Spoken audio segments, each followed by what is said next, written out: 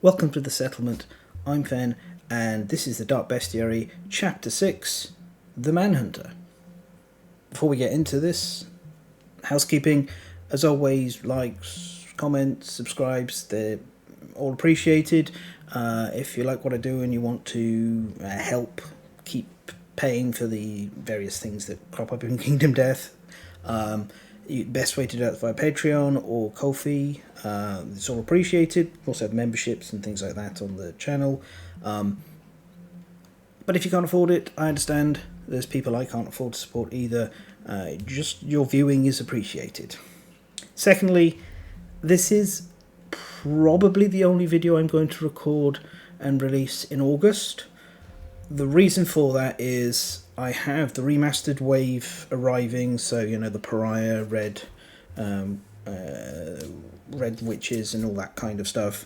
Quite a few pieces, so I need to set some time aside to sort that out. But also, my highest priority is Kingdoms Forlorn will be fulfilling to me at some point.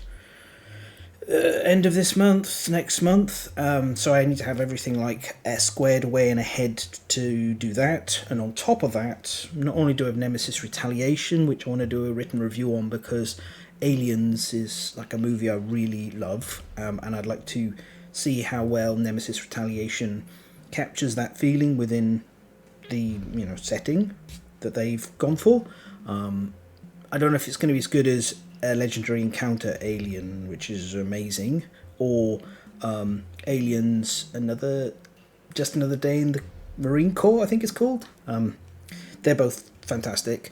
And also Dante's Inferno, which is another boss battler, is fulfilling, along with a whole load of stuff. It just seems like it's all arriving more or less at once.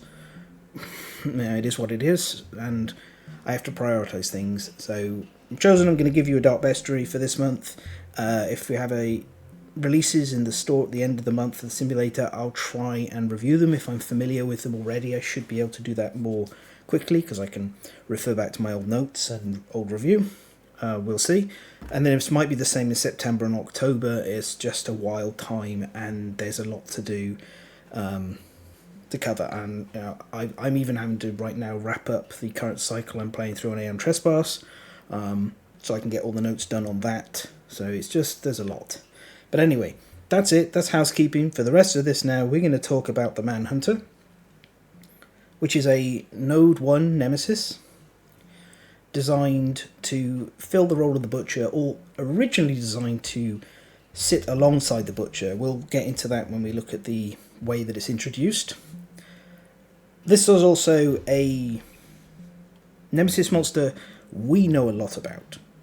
So first of all, the designer of this is Zachary Barash, who used to do a bunch of design work for Team Death. I don't know if he still does it subcontracted, because I believe right now he works for Wizards of the Coast as part of the Arena team. I think he does alchemy card designs.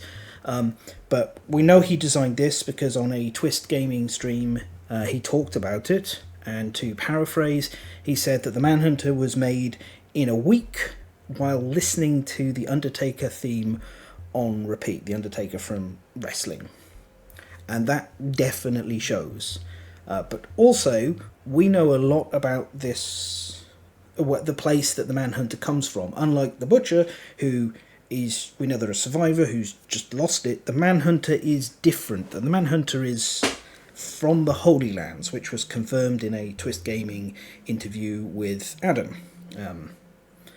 Simply, the question was asked, where's the Manhunter from? And Adam immediately responded, the Holy Lands, and that was kind of it. So it makes sense as well. The design of this model, if we just kind of scale in a little bit, can we get there? Yeah.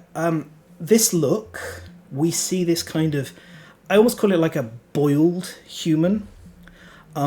We see this on the Lion Knight First, which is a resin model that I have, thanks Josh from Twist Gaming, gifted it to me. I've never painted it yet because I really want to do it justice, but it has a similar look, and one would assume that the Lion Knight Third, which is the Lion Knight expansion, also looks similar underneath. So the Holy Lands is this place ruled by the Golden Entity that seems to be adjacent to the Plane of Stone Faces.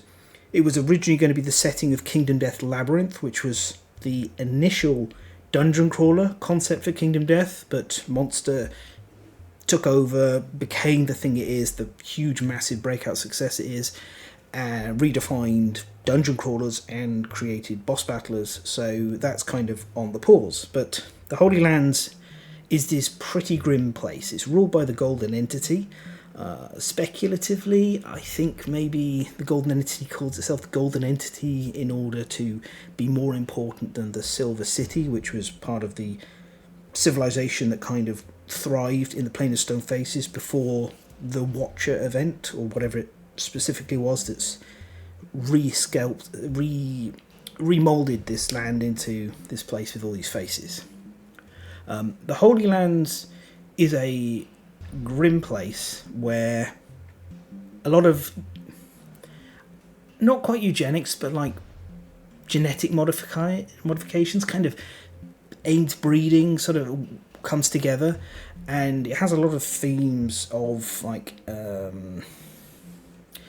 castration is really the only way to describe it, as overtly happening to male survivors, male humans who are taken there, and indirectly happening to female ones by them having their young taken away from them by the wet nurse and then fed to grow up into things like the Manhunter.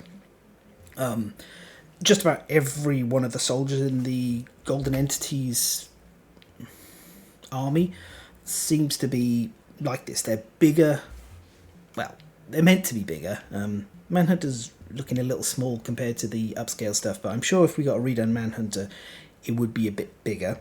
So they're bigger, they're taller, they're more powerful. There's like White Knights of various types. The Lion Knights, of which we've seen 2 of them. The assumption would be that the second Lion Knight is the one that was successful, because the Lion Knights appear to meant to be leaders of the Golden Entity's armies. The first Lion Knight is now locked in the labyrinth and spends his time talking to the Wailing Smoke, which is the ashes of human survivors burnt up in the Holy Lands to feed its forges and things like that. It's also where the Forge God comes from, the grandmother, the mother. You can see a whole load of them if you look on like KD Collector, which support that site if you can afford it. It is a incredibly valuable resource, and it's not cheap. It's one of the only places where stuff gets properly archived and saved, because the store doesn't hold everything forever, so there's a lot of lore on there, a lot of interesting things. Like, for example, Manhunters tame and use white lions to help them with their hunting. So, we wouldn't have that preserved if it wasn't for the Kingdom Death Collector site. So, someone else to support. Now, the Manhunters, their job is to help provide the fuel for this whole process. They are coming across into the Plane of Stone Faces. They're looking for settlements that they can cow and push into submission, and then take healthy, strong, youthful, young members of the settlement and drag them off all the way over to where they'll end up being fed into the machines and treated horrifically by the processes that exist in the Holy Lands. So that's a big part of it. And the Manhunters are obviously quite valued because they get a lot of tools to help them with this. We can see on the model here we have this gallows thing. I'm never quite sure if this is more for hanging or for like pulling captured survivors behind. That's hard to say for sure. Then we've also got the pistol, which is Death Pact, which is a gunpowder flintlock style of pistol. The Manhunter is very adept at shooting it and bringing it back. And if we look, we can see there's the little white lion head on there, along with I think there's a phoenix, and I think that's actually a hound of some kind on that side. They have a sword, very nicely made sword. That is high quality, proper scabbard and everything. And And this tool belt, along with these pouches that are filled with one of the sort of tricks and things that they Manhunters use, which is like a red vials, which we'll talk a bit about when we get to that. We've also got the stakes of the Manhunter there, and we got like manacles and things to drag their captured targets, and then the man trap, which appears in a hunt event as well. They dress in leathers. A lot of their aesthetic is from like early American settlers, colonists. This style of hat is called the pilgrim hat, because it was worn by pilgrims who left the UK because the UK wasn't religious enough for them and founded their own civilization across the Atlantic Ocean. But also, there's a big part of this aesthetic with the long coat is inspired by the Undertaker, as mentioned, and we'll see even more of the Undertaker in the references. But you can essentially look at this as a combination of a colonialist, a slaver, a cowboy, the Undertaker, and then on top of all of that, this whole set of trappings of the Holy Lands. So, I mean, these things are thoroughly one of the nastiest and unpleasant things you'll encounter as far as Nemesis monsters go. They are not just looking to kill your survivors, they're looking to do much, much worse. So they deserve everything that's coming to them. And yeah, that's kind of the whole lore section done with. May have some more bits and pieces to talk about as we go through, but let's go from there. There's a brief look at the standard layout. We'll get back to that in a moment, and let's come over to the introductory event, specifically the end of it. I'm not going to read the whole thing. The results of this is at the end of it all, and it is a great little piece of introductory text. I think it's really fun. It sets a lot of like the Manhunter just appearing out of nowhere because of one of the tools they use is the sonorous lantern that allows them to travel undetected. And then you get this whole sort of showdown breaking out, and the darkness of the Manhunter transferring itself a little bit to a survivor, because the survivors are very malleable and impressionable and tend to pick up traits and bits and pieces from their environment and events and stuff. So we have that, and it gives you Abyssal Sadis, which we'll look at in a moment. And then you have an immediate special showdown taking place in Lantern Year 5. So a little amendment, addition, insert. This is a day or so later. While doing my final check-in researches, discovered on pages on the shop is nodes in monster campaigns. This is super useful and helpful. It gives us a stopgap until the campaigns of Deathlands. So we have official rules for how to integrate the Manhunter, which is great. So we'll take the Butcher out. We get the Hanged Man event occurring as is, so that's going to be a special showdown. And then, as we can see, Lantern Year 10, we get the Nemesis showdown, specifically Lantern Year 16 again, and Lantern Year 22. And also additional notes that, you know, if you include additional special showdowns with the monster, then you'll deal with those on the particular campaign to cover any other sort of situations. You can see you've done the same for Slenderman and Lion Knight here. There's also just a few sort of updates up here to cover the general considerations for People of the Sun and People of the Stars. So this, it does make the start of the campaign a little bit easier because you're going to have one extra fight, which is fine. Sorry, my dog has wandered in and she's being distracting. Yeah, so that's kind of nice and helpful to have this clear. It does make the start of the campaign a little bit easier because you've got a bit more time to prepare for the Manhunter, and the Manhunter is going to create for you a double year where you have the Manhunter fight and then you have a normal quarry hunt, but you're not going to get more quarry hunts in this campaign than you would normally. So any other points where I happen to talk about that I haven't managed to edit out, you can disregard them based on this additional recording here. You know, that's just like after the fact. I can't re-record the whole thing and do it all again. I don't have the time. This is the last opportunity I have to record anything until the end of the month. So, you know, it is what it is. That's fine. Still, it's fantastic that they have covered this in advance for all three of these monsters. Rest assured, when I get onto doing the Slender Man of the Lion Knight, I'll come back to reference these pages. And that's, yeah, but I'm really happy they've done this. Is the kind of thing I love when Adam Poots Games actually puts up-to-date stuff on the website, so we can reference it live, so to speak. So yeah, that's that. Well, covered now. We've got official rules. Great, fantastic. Back to the previous recording. Abyssal Sadist. So, one survivor, your choice will get Abyssal Sadist. Is it your choice? I believe it is. Yeah, nominate, yeah. And they get this deranged expression, and they gain this, and they will have to go into the showdown against the level 1 Manhunter. But Abyssal Sadist is really good.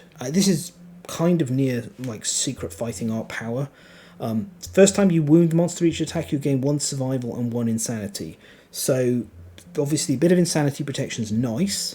The survival gain means that you can maintain surges really well, because you can spend a survival to surge, and as long as you wound the monster, you'll get that survival back, and this gives you a lot of fuel to really just keep going. Additionally, you get to ignore the effects of Fear of the Dark and Prey disorders, both of which can be quite problematic. Usually you have to remove Fear of the Dark before you can get back to hunting. Now you don't care about it, you just leave it on there.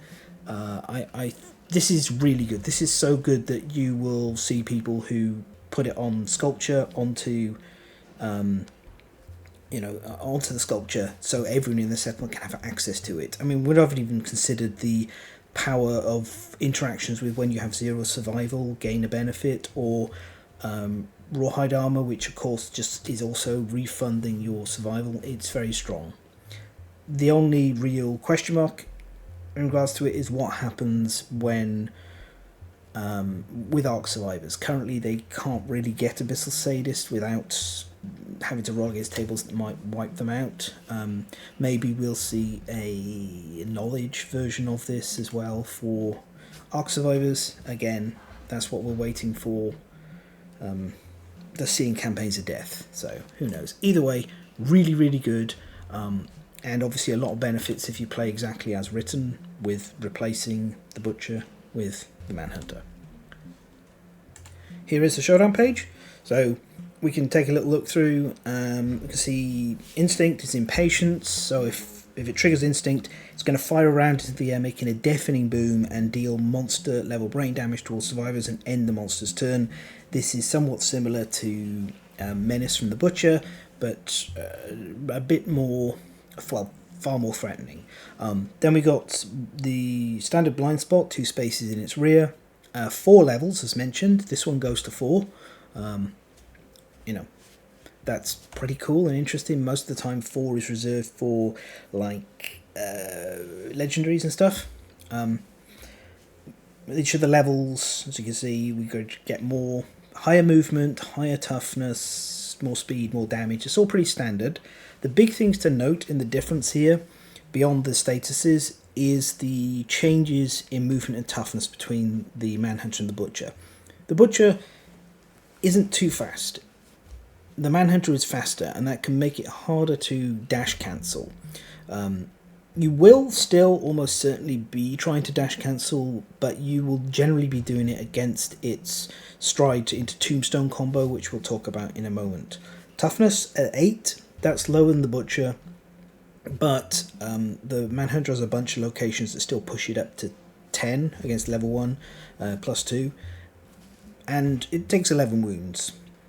As we can see, at level 2, it goes up to 14 wounds to kill it, 7 movement, and 11 toughness, and so that climbs to 13 with some locations. And also we have the standard +1 speed, +1 damage.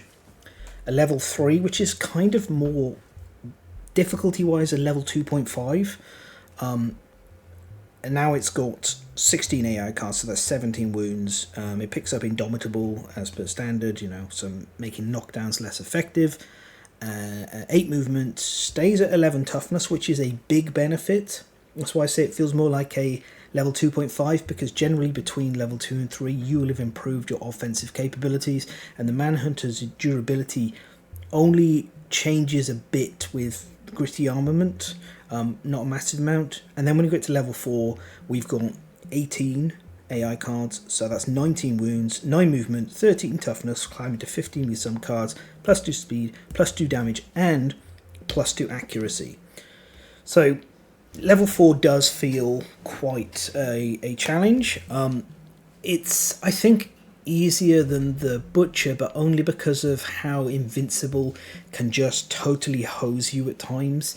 The Gritty Armament is a bit more, it's very punishing. We'll look at what it does, but it feels more predictable and more well paced. You don't sit there suddenly going, well, I can't win this Butcher because every time I succeed I keep rolling the Invincible. Instead, you sort of deal with impervious locations and go, okay, that's dealt with, at least it's in the discard pile for now, let's keep going. The setup has this little layout. So what we've actually got here within the Survivor's deployment and these stone columns is a squared circle. So this is the wrestling ring that the Manhunter fights in, and you generally want to try and get the Manhunter out of this space, or at least get him to smash through or get smashed into some of these columns, because as we'll see when we look at the AI cards, the Manhunter can and will use those stone columns. He will smack you around with them. You know, that's something you want to deal with. We also have an additional random terrain, which is always welcome. Notably, the Manhunter goes first. So even though you start close enough to get to the Manhunter, it's going first. It gets the opening move because it surprises. That's because of the Sonorous Lantern, just having it turn up in the middle of the settlement and kick this off.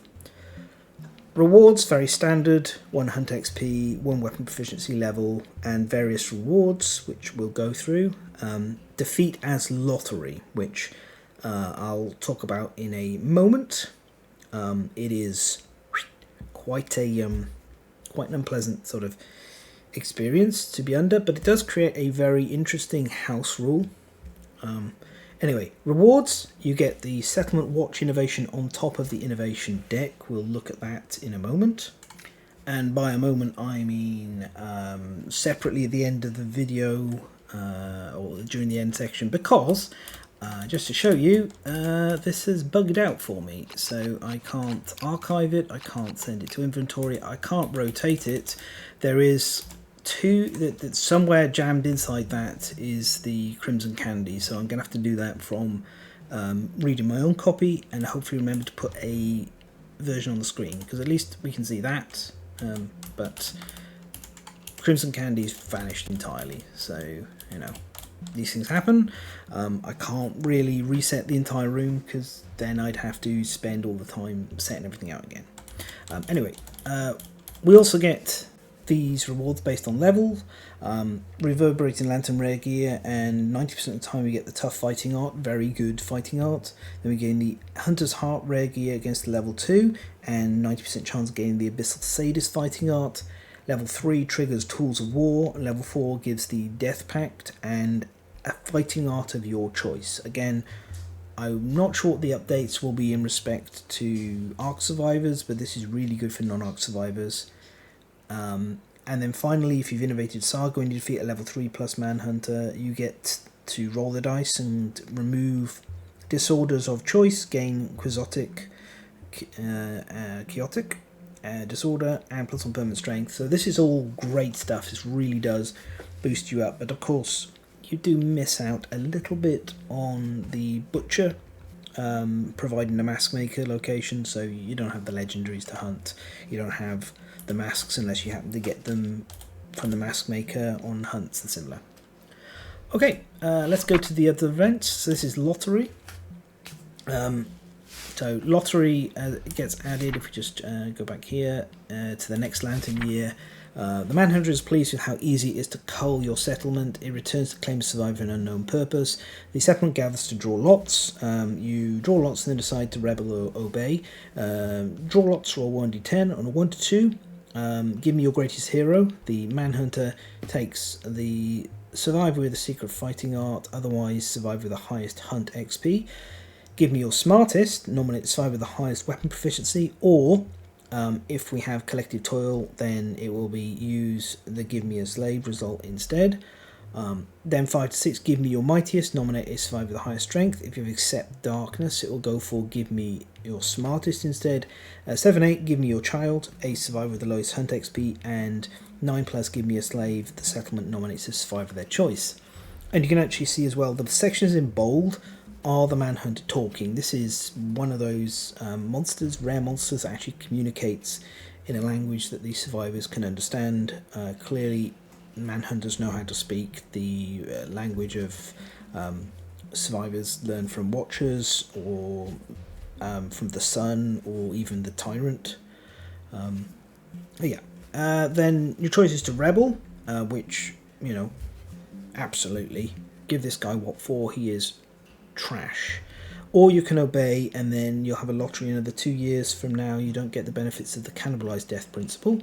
You do get the benefits of graves. I guess the survivors leave a little marker to consider they're lost. And you do get a payment, which you roll 1d10 for. It can either be a love juice, and a basic resource, a love juice basic resource, a random white lion resource, and a random screaming antelope resource, or 1 love juice, 1 random white lion, 1 random screaming antelope, 1 random phoenix, and 1 iron. So technically, if you've got like really a lot of spare survivors and you have things like otherworldly luck to kind of push the lottery to where you want it, you could obey and trade survivors in for resources. I don't know why anyone would do that, but it does leave for the interesting sort of house rule I mentioned, which is you could play a settlement that has to, like, is cowed by a Manhunter, and they're not allowed ever to rebel, and you have this first lottery turn up in Lantern Year 6 when it would normally happen for a failed Manhunter, and then you follow the rules of it returning afterwards. It's an interesting way to play. It's pretty grim, it's pretty bleak, and I would recommend slotting the level 4 Manhunter in as like, this is the chance for the survivors to beat the Manhunter, like they're like another final nemesis, so to speak. And if they fail that showdown, then hard cheese, you're going to be obeying for the rest of the timeline. It's just something fun to do, even if it is pretty grim. Next up, we have Death Pit, which I'll come back to because that is to do with one of the cards. Sonorous Rest is to do with the Lantern. We'll come back to when we go through the gear. Bleeding Hearts, another gear-based. Tools of War, gear-based. So the rest of these I'll dip back in and out of when we get to the relevant pieces of gear. And hit locations, it's going to be a lot of reading. Yay. Okay, we've already been through all of that. So on this side, basic action. This is survivor with the most bleeding tokens in range, or closest survivor, and he says, "You're not taking me down." I don't know why he has that terrible American accent, but he just does. It makes more sense. Cowboyness. 3 speed, 2 plus accuracy, 2 damage. You'll notice this is quite a bit more threatening than the Butcher. More accurate, base damage is pretty high, speed is pretty high. Manhunters are no slouches. Which means, of course, you absolutely do not want to be taking this basic action if you can avoid it. But the Manhunter doesn't have just one basic action, it actually has the gun action, which is kind of another basic action. This is the Manhunter firing his gun, or her gun if you're playing with the pin-up Manhunter. You know, perfectly acceptable. She's also trash. Target is doomed because it's it's a pellet. It's a shot from the flintlock gun. You get flow step, turn to face target. If target's not in field of view, perform impatience. So you can hide behind pillars, but the issue there is, of course, you're going to then be taking the brain damage. Another flow step. Then it's ranged attack for the target, 1 speed, 2 plus accuracy, 2 damage, and then another flow step, and all non-death survivors within 4 spaces, the Manhunter will suffer monster level brain damage, so between 1 and 4. And the gun action isn't too bad early on, but given that it's a doomed attack, it can get very, very painful at higher levels with the Manhunter gaining extra speed. Our next card is the Manhunter's first version. So this is the Manhunter's first action every single turn. It will move 3 spaces towards the closest threat and turn to face it. So again, we see the little bit of cowboy theming on the boots here. If the Manhunter is adjacent to any threats, perform Tombstone. Tombstone's right there. It's a fairly threatening attack. We'll come back into it in a moment.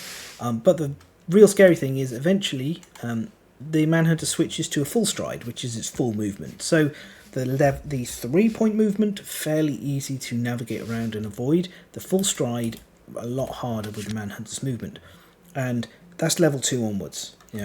That is, I said eventually, but it's way faster than you would think. Like, it is quite hard to avoid the Tombstone through dash cancelling at level 2+. Then we've got Tombstone itself. This attacks all adjacent threats in facing, so do not have your closest survivor as a threat next to another standing threat survivor. Note that if you've got fecal salve on or you're knocked down, you're not going to get tombstoned. The Manhunter won't touch you if you're already on the ground, because how can he tombstone someone who's already down there? And he won't touch people who've covered themselves in monster poop, because that's gross. And the Manhunter isn't this kind of gross. It's 1 speed, 4+ accuracy, 3 damage, and bashes. So this is good to dodge against the level 1 if you can't manage to get out of range of the low movement because you don't have dash yet. And it's also, this is one of those attacks that is affected fairly well by monster grease. But remember, the level 4 suddenly gets +2 accuracy tokens and is doing this on a 2+ and is rocking out 5 damage with 3 speed. So Tombstone can get very, very threatening, and this is, instead of the draw 2 AI cards that the Butcher does, this is how the Manhunter scales instead, by consistently applying the Tombstone, which is the other big part of the Undertaker reference here. Then we got Gritty Armament. So this is a trait that tailors the hit location deck based on the level of the Manhunter. Level 1 and level 2 will not have Mangled Groin, Stake and Mantrap in their deck at all. A Mangled Groin is a special hit location that replaces the groin hit location, again tying into that theme of castration that is a part of the Holy Land's awful aesthetic. And then Stake goes into the deck at level 3+, Mantraps go into the deck at level 4+, and the Manhunter's taken time to prepare the ground before revealing itself at level 4. So we'll go through exactly what those cards do when we look at the hit location, but this is, I like this. I really like how this modifies the deck and provides these different challenges that come up on you in the hit location deck. It makes the Manhunter feel smarter, more intelligent, more prepared, more deliberate, which there's a very deliberate kind of inevitability to the Manhunter and the way I feel it's portrayed. Onto the AI cards. As usual, I've deployed these into 4 columns and 3 rows. The columns are kind of the different types. You've got attacks, you've got intimidates, you've got moods, and then you've got kind of specific special things. I also wanted to, I put this over here even though it's technically an attack because there's more things you kind of have to think about with it. Top to bottom is, I think these ones are fairly standard for the monster level. Doesn't mean they're easy, but they're kind of the baseline. These ones are a bit more threatening. These are very threatening, or can be exceedingly scary, and you just generally have to kind of roll with the punishment a lot of the time. So, across and then down. And we'll start with the attacks. Crack Shot. So, same card twice. I think I can just do this, put it up there. This is a random threat in field of view. If there's no one in field of view, you'll have Impatience, and then it performs gun action, and we've got a nice little piece of art representing a high-level Manhunter making multiple shots. We've already been through gun action. This is It's scary because you're doomed, but you know, this kind of... Ideally, if you can get everyone out of sight, that's great, but it's very difficult to do it with the stride going on, so usually somebody's just getting shot and they're going to have to suck it up with their armour, or hopefully maybe have a shield, because that's kind of the only things you can do. Then if we go into our mediums, we've got a bunch of these. And this is... I think the Manhunter has a lot of quite punishing cards that are fairly well designed, and it's a big part of what makes the Manhunter more threatening. So first of all, we have Endless Barrage, random threat field of view, full move the monster towards the target, and then we have a flow step either side of that. And then we have the gun action with +2 speed, -2 accuracy, and after damage. For each hit, make an additional attack roll, continue to roll until all attack rolls miss. This is kind of like Hack City with the Butcher. This is the Manhunter's version. Kind of scarier in many ways because you're not getting any nice benefits afterwards, and you're doomed for this. So this, ideally, you remove this as a wound with a little bit of hit location AI location scouting, but you might not be able to do that. You might just have to suck this up, and it can be absolutely brutal. Evasion really does matter. Okay, next along we have Disappointment. This is the threat with the most survival, minimum of 1. Holding back, disgusting. Deep in your heart, you know you're a disappointment to the entire settlement. Love that. It's so great. Move and attack target. The damage of this attack is equal to the target's current survival +1. So he'll just fire a shot in the air if all the survivors have spent all their survival. Otherwise, he's going to move in with 3 speed, 2+ accuracy, and a fairly damaging attack. This is similar to the Butcher in that you are best off spending your survival as early as possible to keep making use of it. But the Manhunter doesn't trigger Frenzy, so if you know Disappointment isn't there, you're usually a bit better off with your survival. But we'll see during the hit location deck, there's a lot of reasons for you to spend survival. So this is like, the Manhunter expects you to go all out and not hold back, and this is part of that. Then we got Clothesline, classic wrestling move. Furthest threat facing your field of view, or furthest threat in field of view, flow step. Then move and attack target, 2 speed, 3+ accuracy, 2 damage, and after damage the Manhunter will full move forward and the target suffers grab. So one of the things to note is other survivors in the way are going to get mowed down and knocked over, suffer collision, because the Manhunter will just pick the furthest threat and go for them, ignoring anything else in the way. And then grab is pretty bad. Well, it gets really bad at higher levels. A grab of 4 is like nightmarish. It's also one of those nice little references of it's that tying the Manhunter together with the White Lion, which kind of they have this like man and pet sort of relationship. So I always like seeing grab being put on monsters that have a bit of relationship to the White Lion in some fashion. Then we've got Run and Gun. This is like the normal gunshots, except there's +1 speed, and the Manhunter will choose closest threat field of view, full move through the target, and then turn face them and then shoot them. You do have a flow step to try and do some stuff here, but that's after the Manhunter's full moved. So getting the survivor out of the shot will generally involve encouraging them and then having that survivor get behind one of the stone columns to try and stay out of the way.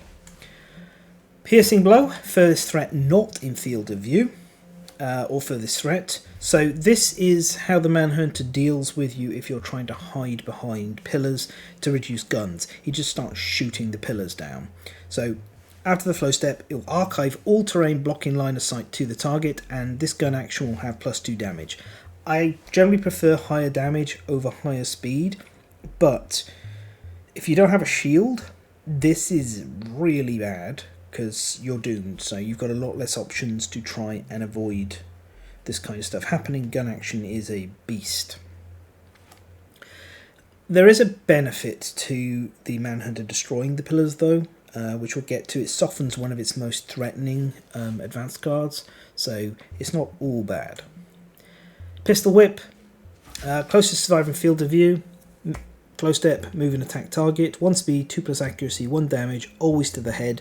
If this had higher base speed and damage, it would be right down in the bottom section, but as it stands, being pistol whipped is one of the nicer things the Manhunter can do to you. Then we have Listen Up, again with a little exclamation point indicating that this is the Manhunters saying this, showboating, putting on a whole display like a wrestler. Closest non-death threat in field of view, closest surviving field of view, flow step, then 2 speed, 2+ accuracy, 2 damage, and after damage, if you aren't already deaf, you suffer the deaf severe head injury. So against the Manhunter, deaf isn't as bad because you get to ignore the brain damage from the shots because you can't hear him anymore. But death can be very, very bad for a survivor. There's some things that just outright can kill you for being deaf. You can't be encouraged.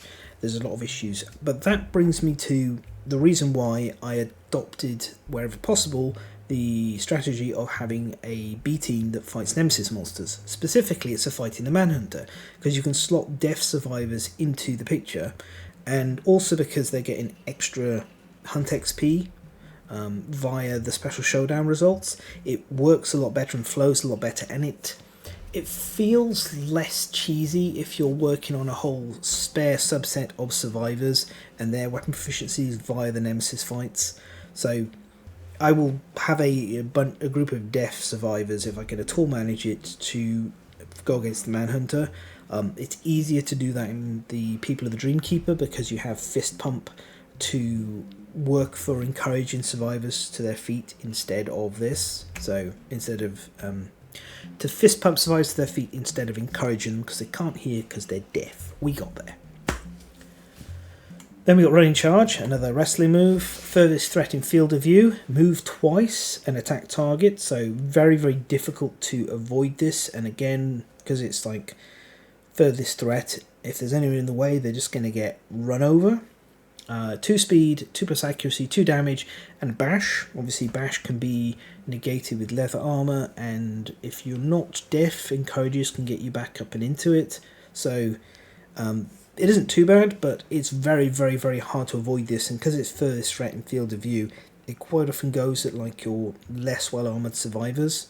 So you really do want to sort of spread your armor around and not have any soft targets or too soft targets. Worth mentioning, while we're talking about AI here in general sort of terms, because the Manhunter has a predictable move at the start of its turn with Tombstone, you can generally know who it's going to be facing in regards to the targets that don't go for furthest threat, but also it's way more susceptible to Rawhide Headbanding because it's only drawing 1 AI card a turn, so you can use the Rawhide Headband to have more control over the Manhunter. Finally, we've got Precise Cut, furthest threat in field of view, closest survivor in field of view. The Manhunter brandishes its swords and narrows its eyes. Sword. Move and attack target, 3 speed, 2+ accuracy, 1 damage, and bleed. You do get more bleed than you'd expect against the Manhunter, but that is because of the design of the hit location deck. So this is more threatening than you'd think, because otherwise you're not seeing too many bleeds. But it's not bleeding you via the AI cards most of the time. So this combination of speed and the extra bleed token, I do think is a little bit threatening. Bandages are great. Have bandages. Don't leave home without them. Okay, let's talk about the ones that I think are particularly scary. This is Dirty Fighting, Point Blank, and Take Them All Down. So Dirty Fighting is full move towards the closest survivor in monster's field of view, then a flow step.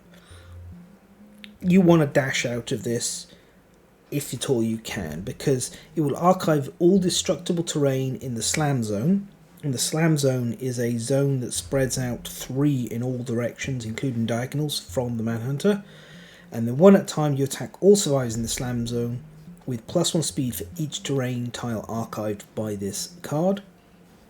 Speed is 1, accuracy 4 plus, that's one of the few blessings on this. Strength is 4, and it does bash and knockback 5. So to just look at how terrifying this can be, we've got 6 destructibles sitting in the middle, which is a big part of why I think it's great to make the Manhunter trash them. You can do things like this with short stride. The Manhunter will go 1, 2, 3, walk over this and archive it, giving you 1 less to deal with. But otherwise you kind of do want to get out of the squared circle. I mean, there's the circle. If at all you can, and fight the Manhunter somewhere where there's less destructible terrain around in order to neuter this card. It's still kind of scary if you do have no terrain around, because there's still a beefy attack that can be scaled up. But yeah, this, you have counterplay to this. You should always be paying attention to and thinking, okay, what's close, what's within 3 spaces of the closest survivor, what could get hit with dirty fighting. Ideally we knock this off as a wound. Then we got point blank, closest threat, field of view, or closest survivor. Flow step, full moved monster towards the target. Flow step, perform gun action. If the Manhunter is adjacent to the target, this gets +2 speed and +2 damage. You have got that second flow step to get you out of range. This is very easy to dash cancel, but given that the Manhunter strips your survival off you quite hard, and can punish you for having too much, this is nightmarish if you are running on fumes. So that is something to kind of be aware of. It is pretty unpleasant to be attacked by the tombstone and have your leather survivor stay up and then have them get point blanked. So be aware of that. Be aware of it coming. As I say, Rawhide, amazing against this. Having any kind of information about what's on top of the AI deck or being able to manipulate it is a lifesaver against the Manhunter, as per many monsters. Then we got Take 'em all down. The Manhunter cracks its knuckles and the battleground falls silent. You pick a target, all threats in field of view. All survivors are doomed and everyone gets gun action 1 at a time. You do have the opportunity to avoid being doomed by getting out of field of view during the dash. It's generally better to do that and let impatience trigger if you can, but this is horrible if it does trigger. So those are all quite nice. There's at least some counterplay involved in them. We'll get to this little beauty right near the end. Then we have got 2 intimidates. We got Wean Cowards. Your thoughts are no longer alone. You hear the Manhunter's challenge echo within your mind. All survivors stand and full move towards the Manhunter. Then each survivor not adjacent to the Manhunter is knocked down and suffers monster level brain damage. Turn to face the most adjacent threats and perform Tombstone. Your best counterplay against this is to be outside of your full move range on all survivors. That's generally not likely. But the second one is to have each survivor at a different cardinal positions: north, south, east and west, top, left, right and bottom of the board. So you want to be fighting the Manhunter from all directions at once if you can. Helps with Tombstone as well to not have 2 survivors in the same facing. That does mean quite often one of your damage dealing survivors might have to forego a blind spot bonus in order to attack on a flank. And we have Murderous Gaze, furthest threat facing field of view, or furthest threat field of view. Manhunter looks at you menacingly, murderous intent invades your mind and you drop to your knees in pain. The Manhunter turns to face the target. You're 1d10 and add your understanding. If you get a total of less than 10, you're knocked down, suffer monster level brain damage and suffer 3 damage to monster level hit locations. So understanding as the Manhunter climbs up becomes very important in order to just sort of cancel this. If you've got max understanding, you're not worried, not a problem. But otherwise this can be absolutely brutal. So one of those things where, again, having a team dedicated who can build their understanding up in order to cancel this, you can turn it into a nothing, which is really nice. We have one mood. It's You've Already Lost. When it comes to play, draw an AI card. While this is in place, survivors suffer -1 to all severe injury rolls. This is quite scary because it synergizes with the hit location deck, and you discard this when a survivor dies. So while the Manhunter does temporarily quote-unquote wound himself or herself, that can get reset if a survivor dies, and survivors are more likely to die if they suffer severe injury rolls. Okay, then we've got You're Already Dead. So this is a reference to a very famous a line from Fist of the North Star, which, famously it's in Japanese and it sounds like this. お前はもう死んでいる。何? It is one of many anime references, and I chose to not do it because I keep fluffing the middle section, so I really can't manage to say it myself. I got enough languages. Learning Japanese is not one I've got the capacity for, but it's very cool. Fist of the North Star is a massively influential manga anime. It's clearly had an impact on Kingdom Death.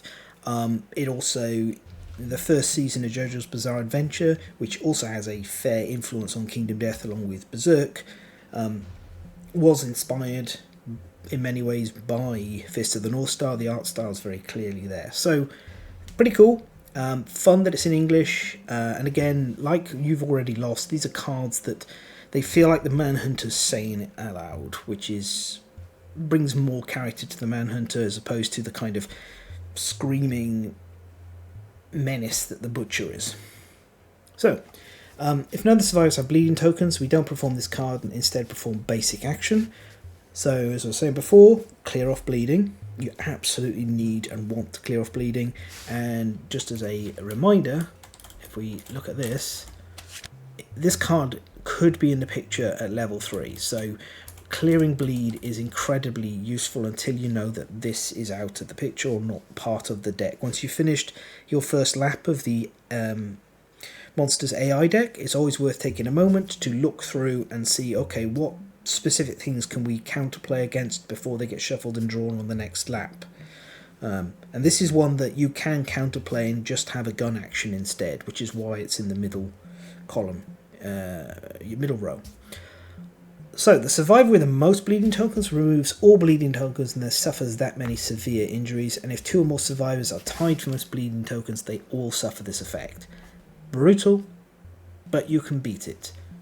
Level 3 plus, right there, level 3 plus. Don't leave bleeding hanging around on your survivors. Have multiple bandages, have a first aid kit, have ways of cleaning this off, because taking direct severe injuries is awful, and in this case here, not even Dried Acanthus is going to save you, because this can be multiple severe injuries. And if you've got You've Already Lost up in play as well, especially if you've ever had You've Already Lost into You're Already Dead, that can be brutal. Watch out, there's a flow step here, by the way, so you can clear your bleeding yourself, or you could even dash and clear somebody else's with surges, so nice little bit of potential counterplay there. And then we have Never Take Me Alive. This is closest target facing in field of view, closest threat in field of view. The Manhunter grimaces at its wounds. Let's see how it looks on you. Flow step. Move and attack target. The speed of this attack is equal to the number of AI cards in the wound stack plus 1. And then flow step, and then shuffle the AI and deck and discard pile and put this card on the bottom of the deck, meaning that it will be sitting there to try and catch you out again when you've increased the number of wounds that the Manhunter has. This card is a priority to remove as a wound. Speed is always the more brutal and terrifying of the two, and this isn't as bad when you're playing against the level 3 Manhunter, because 4+ accuracy and evasion is great, especially given the Manhunter has so many attacks that doom you. Evasion, passive defense, fantastic. This level 4, it's 2+. I've had survivors immediately die because it's just shaken up that I couldn't get this card out of the deck, and it turned up. it is what it is. It's just a brutal attack, and quite fun in many ways. It almost is a bit like, again, like Fist of the North Star or JoJo's Bizarre Adventure. It's like the survivors taking a fist rush where they're just getting repeatedly beaten stupid by the Manhunter. Okay, so we have right here the hit location deck, split apart into wound, failures, reflexes, the death blow, and the trap, and then we got these special ones which are introduced by the gritty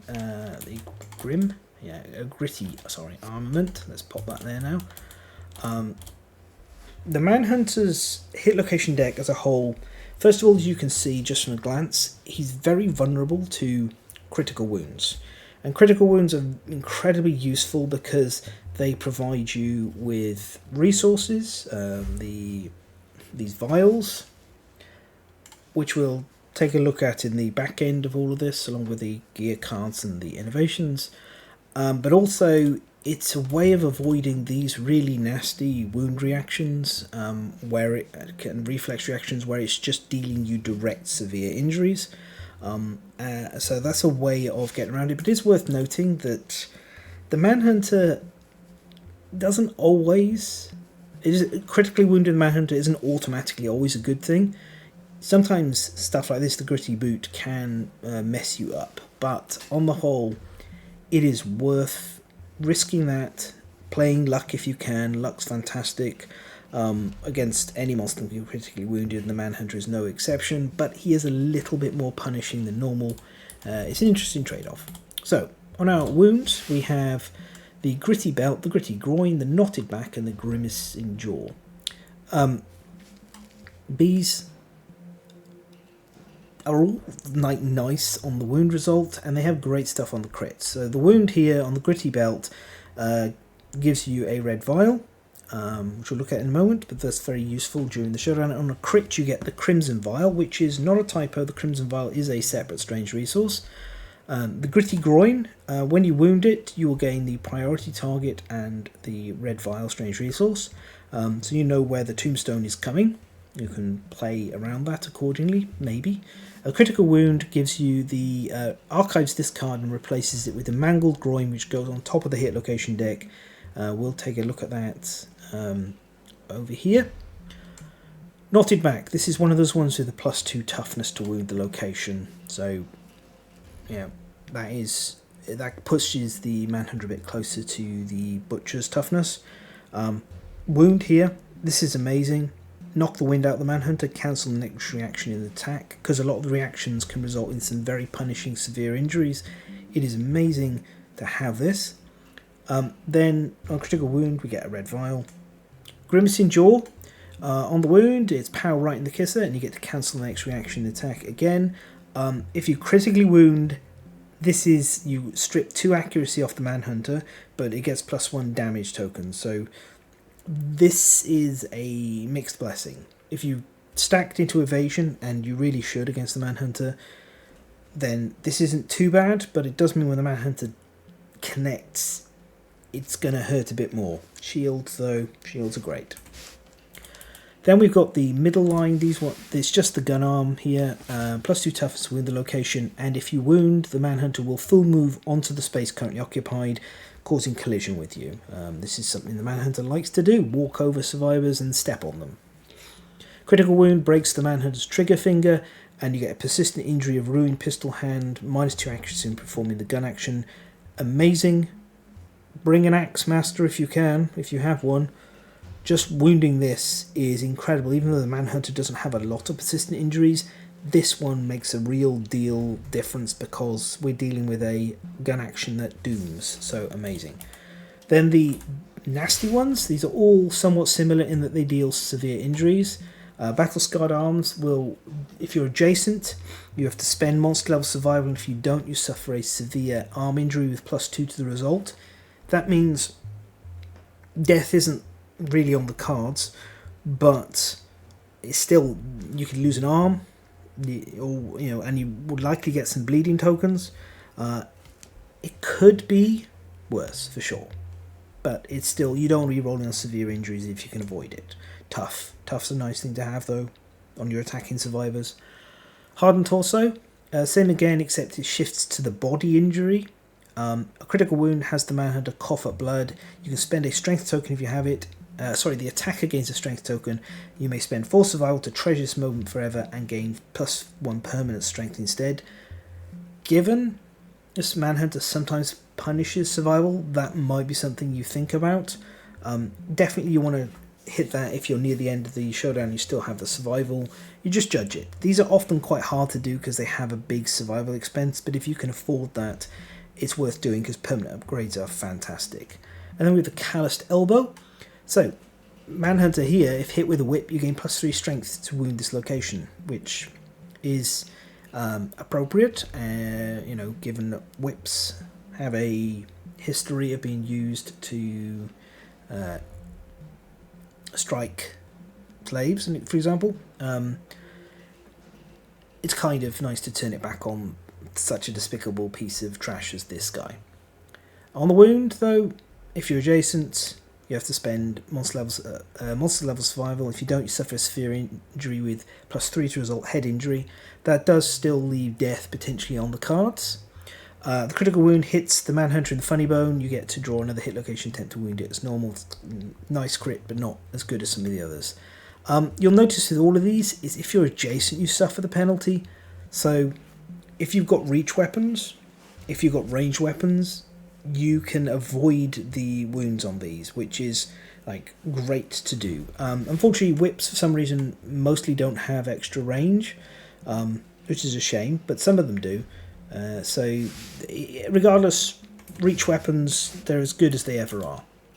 Then our failures, we have here just the gritty boot. Again, if you're whipping his boot, you get +3 strength when attempting to wound a location. If you fail, then it will move onto the space occupied by the attacker. If you critically wound, this is where the Manhunter walks up to you and kicks you for doing that. So this is a rare crit that punishes the player and the survivor, which is really cool to see. Then we got these 3. So exposed forearm. If you're within 4 spaces, you'll full move until adjacent, turn to face and perform Tombstone. Tombstone's pretty bad. Critical wound, you poke a nerve, forcing the Manhunter's arm to relax for a moment. You know that you can do this again. That's +1 luck. +1 luck's nice. The Manhunter is vulnerable to critical wounds, as we can see. Calloused thigh, if you fail this, it will full move through the attacker and all survivors passed over suffer grab. So again, if you're fighting on cardinal positions, as I've recommended, up, down, left, right, north, south, east, west, this will only affect one survivor. Be mindful of calloused thigh doing this, because grab is a nasty thing that you don't have a lot you can do to prevent the damage. You just generally have to just, soak it. On the critical wound, the Manhunter stumbles, and you may spend 2 survival to tackle the Manhunter and knock the monster down. I don't know how that works if you're standing from a long distance away. I guess you shot them in the knee and they fall over like that. Yeah. Ossified knee guards. This is a super dense hit location. The Manhunter is... I generally don't want to take frail weapons against the Manhunter, same as the Butcher. And this has the same failure of that full move through the attack and grab. The critical wound is a variant on knocking the monster down, but instead it's D10 plus strength. On a 6 plus, the Manhunter gets knocked down. That's your survivor strength, not your weapon strength. Okay, reflexes. So we have 2 on the nice, which is solid shoulder. This is turn the Manhunter to face the attacker, roll 1d10. If the result is greater than the attacker's insanity, they gain the prey disorder and suffer the flea brain trauma. Critical wound gives you a red vial. Generally, I'm fine with this. Prey is a removable disorder. It's not a massive problem, and flea is it's okay. A lot worse could happen to you. The mangled groin has this special alternate colour to indicate, again, doesn't start in the deck, it comes from mangling the Manhunter's groin. This gives you a reflex, and the Manhunter tries to protect this tender area and suffers -1 evasion till the end of round. Nice. And the critical wound is 2 red vial strange sources and knocks the Manhunter down. So again, criticals are great. Critical is great here as well.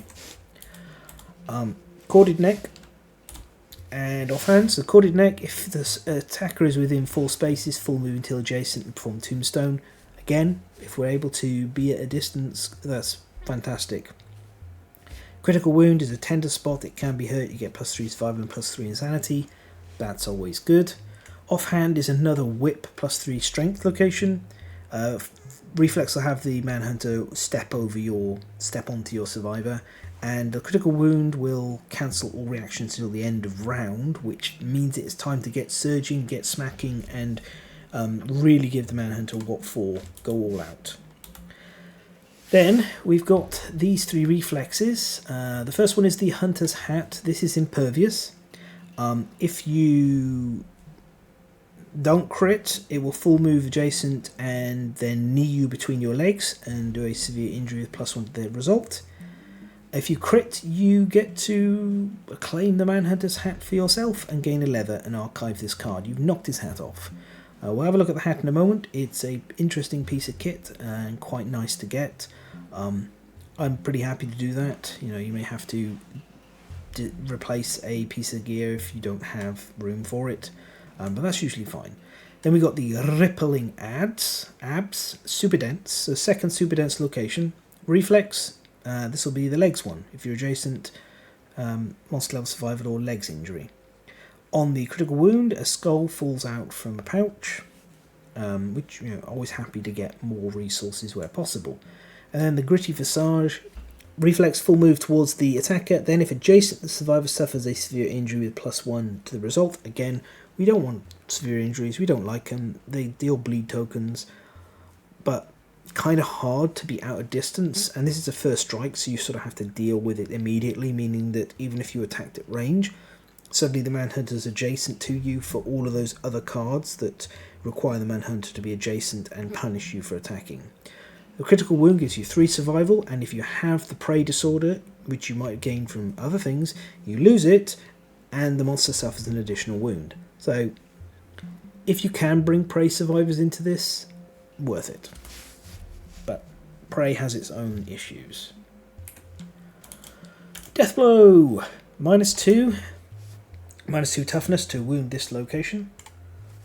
The Manhunter, if killed at this hit location, falls on its gun, it fires, blowing a hole in the monster's chest and blood sprays everywhere. The survivors cheer as their predator dies. Perhaps they'll finally be safe. Narrator, they were not safe. All survivors gain +5 insanity, +1 understanding, +1 courage and a random fighting art. Again, arc survivors, question mark, question mark, question mark. But this is still really great. This is, if you can do the death blow, you should be trying to do the death blow. If you're comfortable enough to farm your way through and do scrubbing, where you hit locations with the intent of just failing to wound them and push them out of the way to get to the death blow, it's kind of worth it, as long as a Manhunter isn't able to punish you too much. Not as good as the Butcher's death blow location, but still an excellent one with a lot of value in it. And then we have This Town Ain't Big Enough, which is a card that's currently menacing Magic at time of recording. But this version is different. This is a classic cowboy reference. It's a trap, of course. It dooms everyone.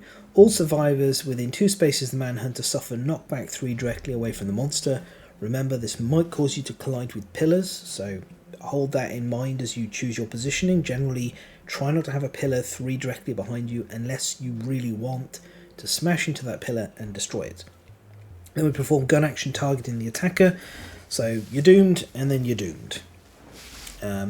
Powerful and very thematic, you know, he kind of pushes everyone back and then draw. Okay, our gritty armaments. So first of all we have the stakes. This, let's just check, it is 4. Yep, adds 4 to the deck, and they are first strike and impervious. You have to roll 1d10 and add your evasion. Again, just to stress, evasion very good against the Manhunter. Evasion good against all monsters, but extra against the Manhunter. If the result is less than 8, you end your attack, you suffer bash, bleed 1 and 4 damage to a random hit location. Builds into this theme of the Manhunter punishing the survivors that attack him. Then the card gets archived because the stake has been used. So there is a small consolation prize. This is similar to the Dung Beetle Knight's carapaces. It's just kind of something you have to bust through, and then once you've dealt with it, it's gone. It's kind of... Generally, your tank has the highest evasion, so often you will chuck your tank into attacking against these. They tend to have the best ability to soak the damage as well, so it sort of works out very well. The hardest target lines up into them, if you can manage that. Then we have the Man Trap. Again, first strike and impervious, and this is where Death Pit is triggered, and archives this card. Yep, here we are. So this is Death Pit. You may spend 4 survival to avoid the trap using lightning fast reflexes. If you do, the exertion is exhausting and you're knocked down, otherwise you roll a d10. If you have the Tough Fighting Art, you have +2 to your result. If you have the Transcended Masochist Fighting Art, which is a fighting art that comes in the Manhunter expansion, then it's a little difficult to get, but you will get +6 to your result. So if you do have a Tough Survivor, if you do somehow have a Transcended Masochist, you know who to line up against these, and unsurprisingly, hit location scouting is as good here as it is ever. 1d10, so 1 to 2, full horizontal spike, brutally skewering yourself, 3 body severe injuries and bash. That is brutal, absolutely brutal. 3, 4, 5, 6 is as you descend, you twist to make your armor take the brunt of the impact. You suffer bash, bleed 2, and you remove all armor levels at 1 random hit location. If that hit location already has no armor levels, suffer a random severe injury at that hit location instead. 7 or 8, you tumble into the space between the spikes, miraculously unharmed, shocked and horrified, you climb out screaming all the way, gain 5 insanity and the echinophobia disorder. Unsurprisingly, as per the name and the experience you get it from, this means you can't depart with certain sharp objects in your gear grid. The list is axes, swords, spears, daggers, scythes, or katars. So pretty brutal. But you know, maybe you could line up a survivor who uses clubs or whips or something to attack into this location if you're concerned about that. It's also again can be removed at the Barber Surgeon.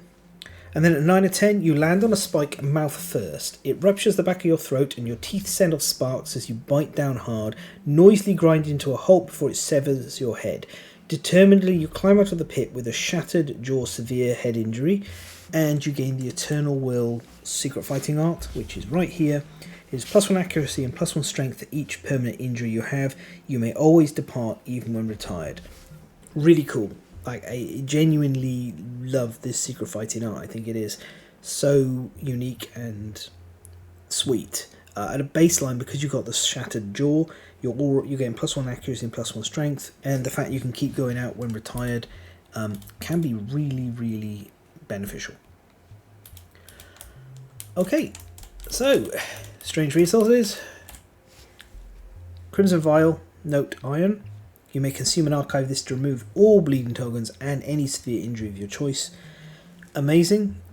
Obviously, if it ends up in the settlement, it's not quite as potent unless you have ways of taking it out on hunts. But regardless, fantastic, nice to have kicking around, available to help you. Of course, not gonna help someone who can't consume anymore. But why would you want to nerf your Eternal Will? Then there's the red vials. You can consume these and archive them to remove 2 bleeding tokens and gain +1 survival. The general intention is to use them during the showdown. In case you're curious, this is almost certainly blood.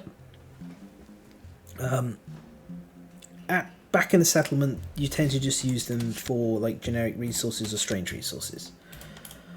Okay, now let's see if I can get on screen the all of the innovations to make up for the fact that this is just not working right here. Okay, fantastic. There we are. Right, so we got 3. They're in alphabetical order, but I'm going to start with Settlement Watch and then look at the other 2 along with their associated events. Settlement Watch is a home hovel consequence. You get +2 survival when you depart for a nemesis encounter or a special showdown. And it also has the activated ability of new recruits. Roll a dice on a 1 to 7. If you have no fighting arts, gain a random fighting art. 8 plus. If you have 0 or less strength, gain +1 strength. Limit once per lifetime. This is more beneficial to protect the young settlements because it can just give you 30% chance of that extra strength. It's still good for other settlements because, hey, you get random fighting arts, which is nice. Again, Ark Survivors, question mark, we'll see. Then we have War Room, which is a education storytelling consequence. That is +1 survival limit, always nice to have. Quarries cannot move off the hunt board. That kind of changed anyway, so this is a little out of date. I can't check if there's an this. Oh, it is here. Yeah, can't move off the hunt board if the survivors have moved backwards on the hunt board. Sorry, you can't even see that because there it is. Yeah, so it hasn't really updated at this point.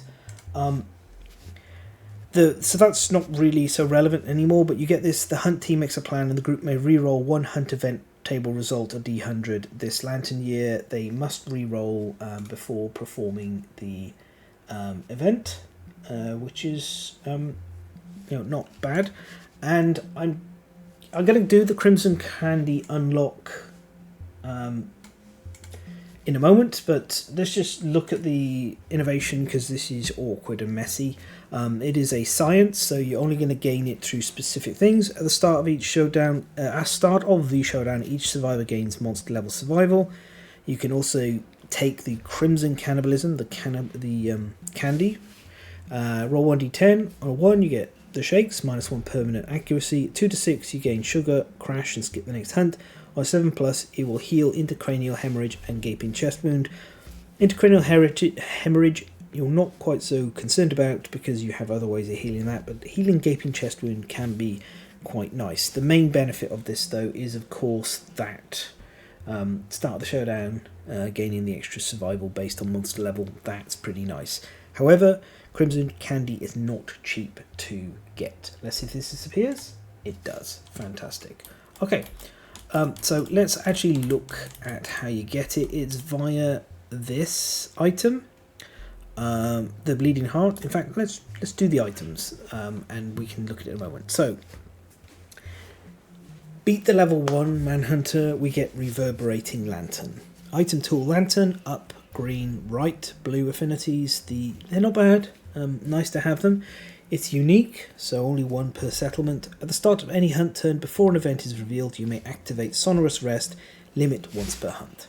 Sonorous Rest is a fantastic hunt event. So it takes advantage of how the Manhunter's Reverberating Lantern works by activating it and causing unsettling vibrations that cause headaches.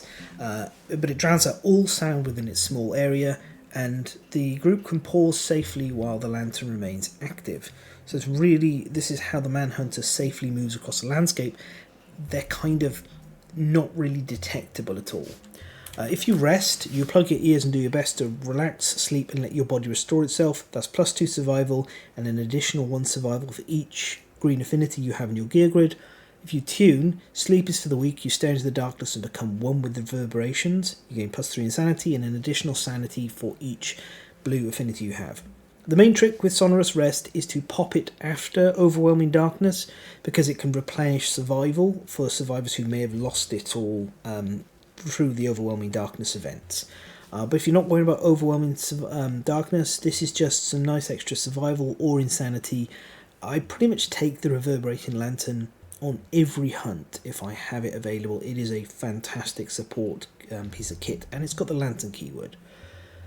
In addition to that, if we have War Room innovated, the survivors use vibration cancellers to allow them to be more productive within the reverberation area, and they prepare for the upcoming battle.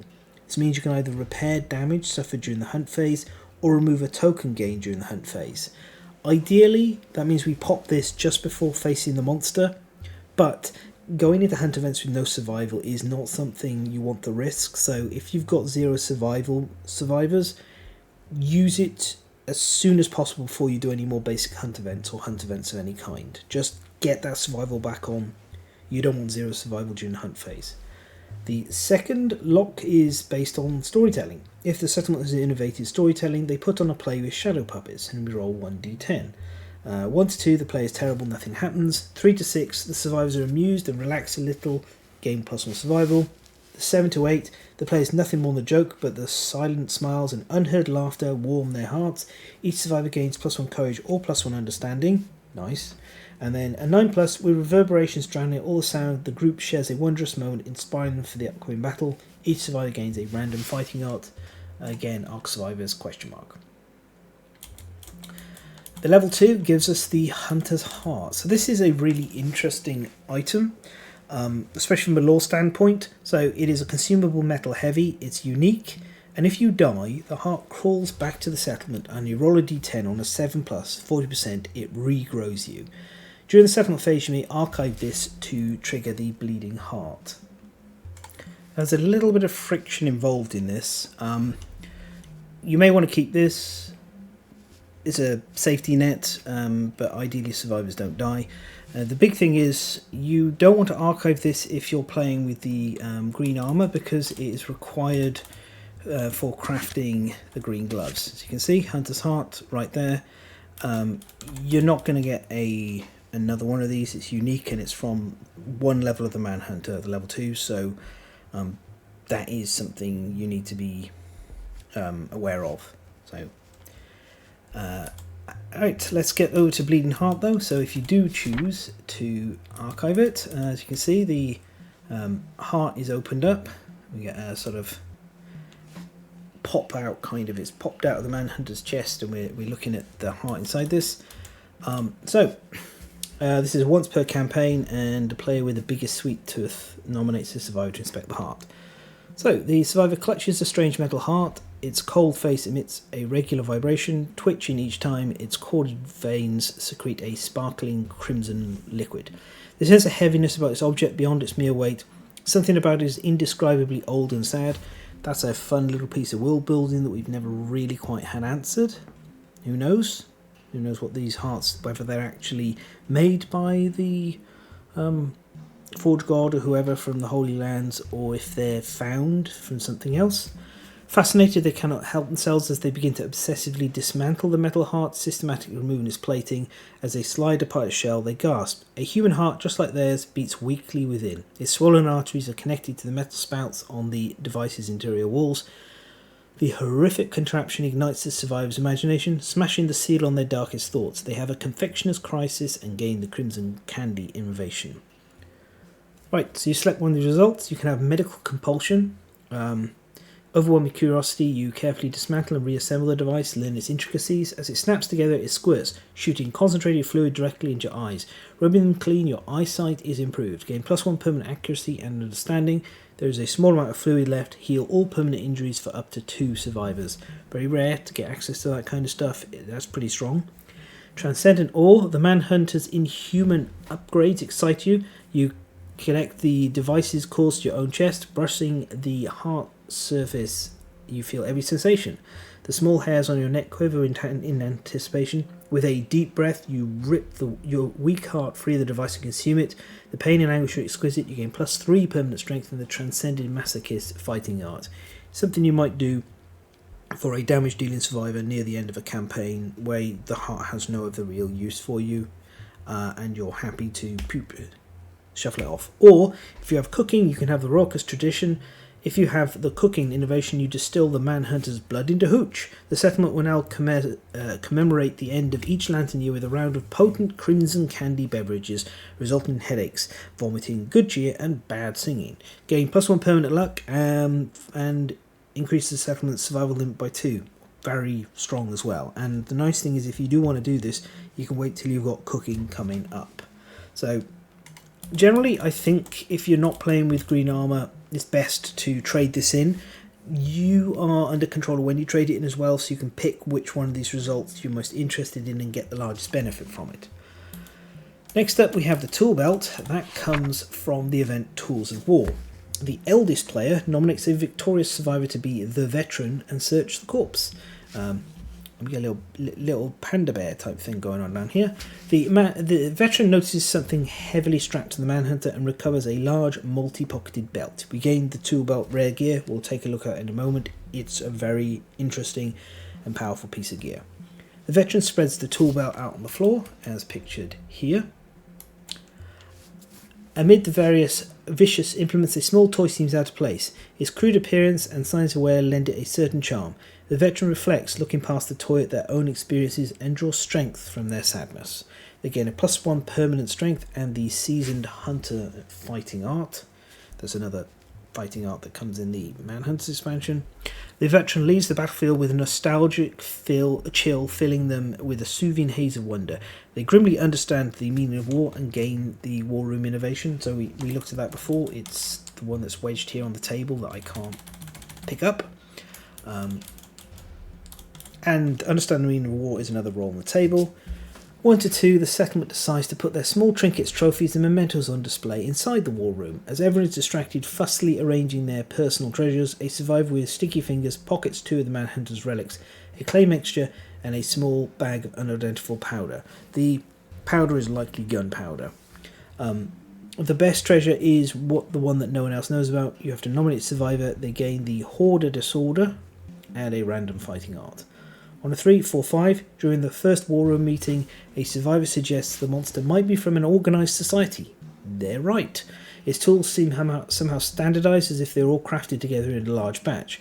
The survivor points out the 2 identical sets of small sewing kits to further prove the point. Nominate any 4 survivors to gain 1 understanding each. Understanding in the settlement phase is great. It's one of the best unlocks with Tinker. Really happy to get that. So having survivors on 2 understanding is also quite likely, given your options on innovations. So fairly easy to get a nice bunch of Tinkers here. 6, 7, 8, 9, 10. The survivors gather within the war room to award a notable survivor with a poorly made trophy. Nominate survivor. They are recognised as a hero. The ceremony raises morale and the survivor gains the Trailblazer fighting art. In addition, if they have Afraid or Prey, remove those. If we have sculpture innovated, a exquisite trophy is crafted. Nominate the survivor most deserving of the trophy. They gain Trailblazer and are celebrated as a hero. And they remove Afraid of the Dark and Prey, so that's from all survivors in the settlement. Very nice bonus for having sculpture.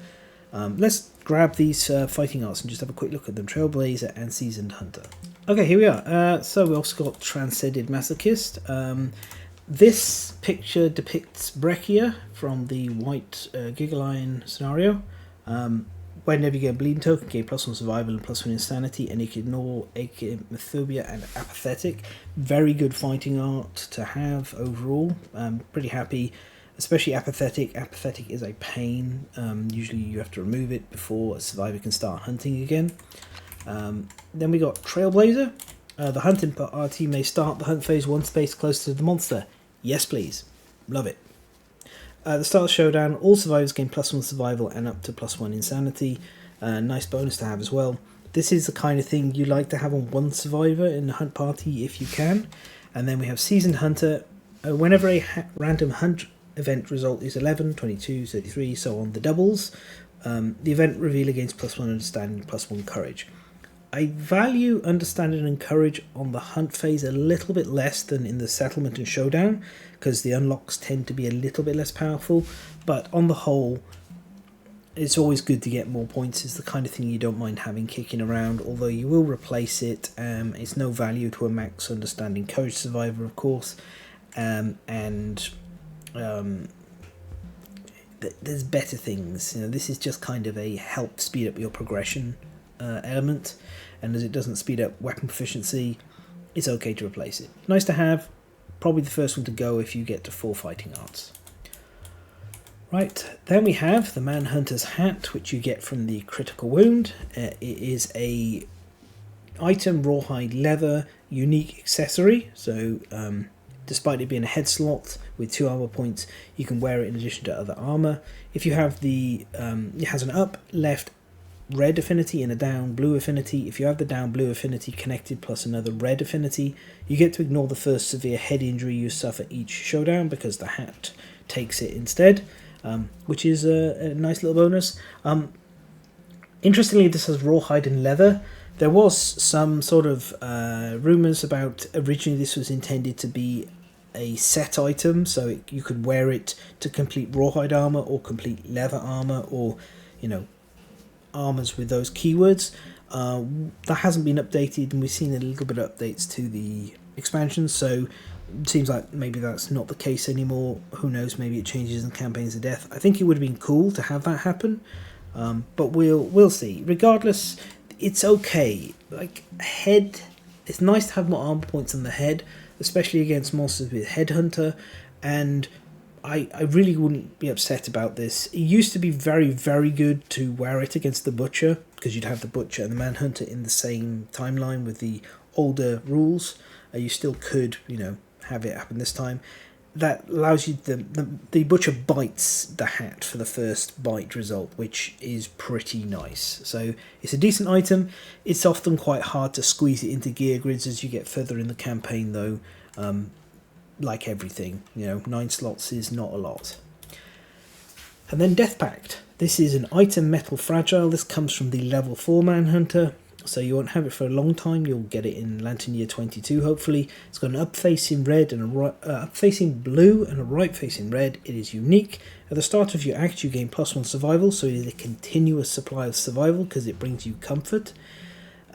Makes you feel like a badass. And once per campaign, you may fire the gun to automatically hit and inflict a critical wound. So it gives you a Founding Stone on tap as well once per campaign, and then you'll just need to note that it has fired in your settlement notes somewhere. Just you can't do it again because the survivors don't know how to fire it. There's some really neat stuff that can be done with Death Pact. Like the Spidiculous boots were really cool in combo because they can spend survival to gain insanity, so there's some neat little tricks you can do with that. Ultimately, it's great, and +1 survival every single act is something that I generally want, and it's, again, those slots are tight. This is kind of thing that demands taking that slot. Now, I actually forgot about it and skipped past. Let's get Tool Belt done before we finish. This is item metal fragile. Fragile's always scary. Up facing blue, right facing green. Unique, if you have no weapons in your gear grid, you gain +3 evasion. Tools in your gear grid lose frail. Most of them lost frail anyway, but the text is still there. Tools with attack profiles gain +1 speed, +3 accuracy, and sharp. So this has always been something you've been able to do a build where you use the bone sickle or bone pickaxe to attack with. And as we get more tools with attack profiles, this tool belt is going to combine with those. It's really great. Like Fist and Tooth survivors can run this, and then after they've done their Fist and Tooth progression, hopefully you've finished Fist and Tooth by the time you get Tool Belt, but sometimes survivors die, you can't really control it at times as well. Then you can use a Tool Belt with a pickaxe or a sickle to boom, boom, boom. I think the sickle these days is the better choice because pickaxes are prone to archiving themselves. Although I think that the pickaxe has the better attack profile, and also pickaxes are great versus Dung Beetle Knights. So this is, I think, the best Manhunter item for me.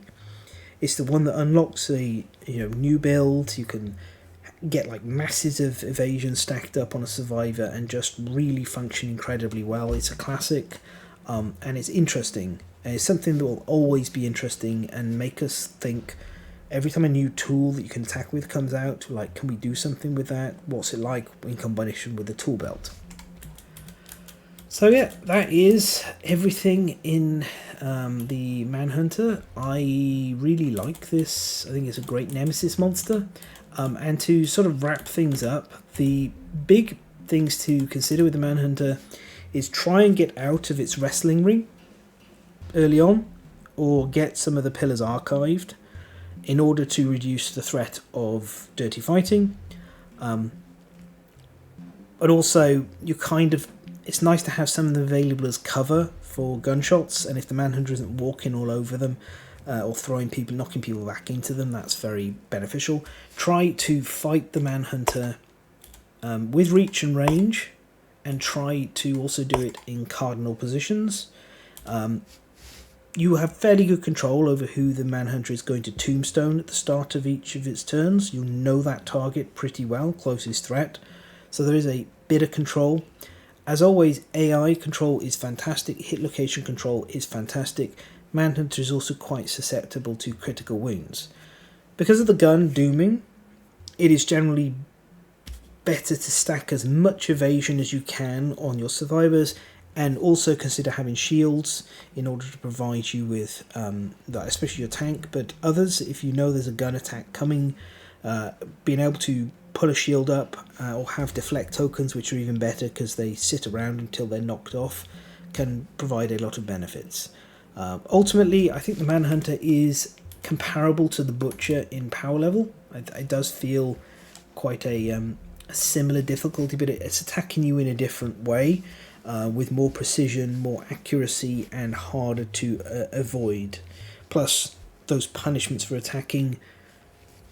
That's why reach range is quite nice to have on your attacking survivors. Otherwise, tough is great. The Gorman armor set can actually be quite nice because with the full set, with the regeneration suit, as long as you don't die, you can heal severe injuries you suffer. And that's it. That's the Manhunter. It's a great piece of content. It's a definitely one of the ones I'd recommend picking up. It's part of the Green Armor campaign as well, so that's always interesting. It's a fascinating look into the wider world of Kingdom Death, and also it's nice sometimes to have an absolute heel of a villain to properly dislike and despise, and these guys genuinely suck. They are awful and they deserve everything that's coming to them. So that's it. Pens down, and thank you very much for listening, and thank you to my patrons who support these videos. Without you, I wouldn't be doing them. And I'll see you next time. Bye.